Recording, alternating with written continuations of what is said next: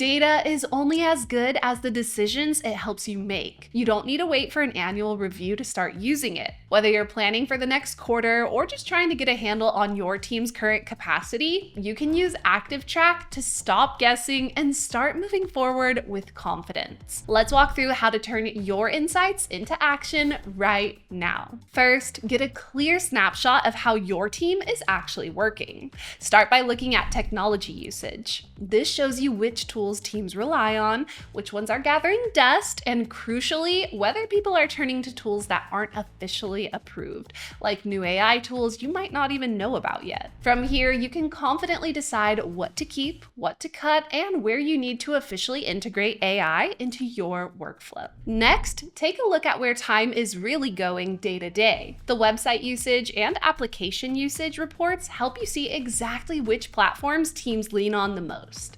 This is where you'll often find opportunities to consolidate redundant apps, improve adoption of key software, or reduce unnecessary distractions. From there, zoom out and look at the human side of the data. The workload balance view makes it easy to see who is consistently stretched and who has room to take on more. Instead of hiring reactively, you can rebalance work right now to reduce burnout risk and make smarter staffing decisions for the weeks ahead. After that, check for individual patterns using productivity by user.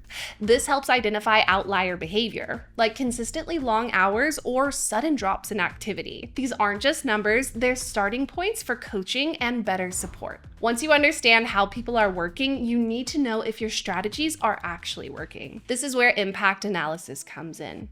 Pick a major shift, like a return to office policy, a new workflow, or an AI tool rollout. Compare work patterns before and after that change. For AI specifically, look beyond just usage. Did it actually free up capacity? Did it improve focus time? Or did the work just shift elsewhere?